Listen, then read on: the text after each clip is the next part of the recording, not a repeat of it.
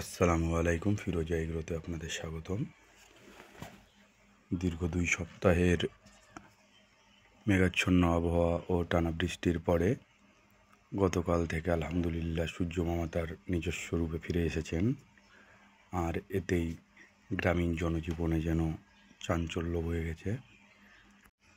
দীর্ঘ 2 সপ্তাহের বৈরী আবহাওয়ার কারণে জমে থাকা সমস্ত কাজের জন্যে মানুষের কর্মব্যস্ততা বেড়ে গেছে বহুগুণ। আর তারই ধারাবাহিকতায় ফিরোজা এগ্রোতে চলছে তাদের ভুট্টা হারভেস্টিংয়ের কাজ।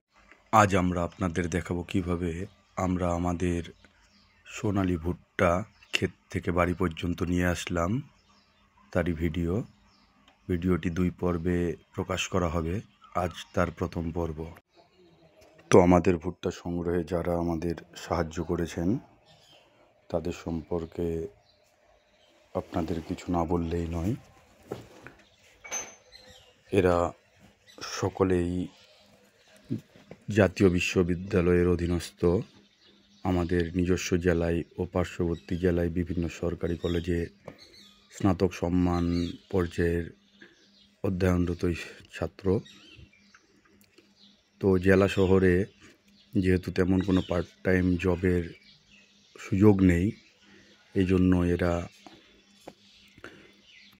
পরিবারের ওপর চাপ কমাতে ও নিজস্ব হাত খরচ চালানোর জন্যে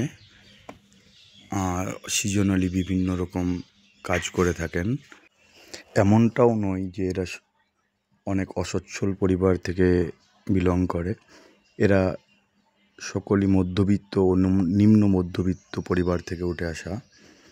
তারপরেও তারা নিজেদের প্রয়োজনীয় খরচ মেটানোর জন্য এই সিজনাল টাইমে এই কাজগুলো করে এবং কয়েকদিন পরেই এই কাজগুলো সম্পন্ন করে তারা সকলেই ফিরে যাবে তাদের নিজস্ব ক্যাম্পাসে এবং পড়ালেখায় ব্যস্ততা তাদের বেড়ে যাবে, পড়ালেখায় ব্যস্ত হয়ে পড়বেন ইনশাআল্লাহ।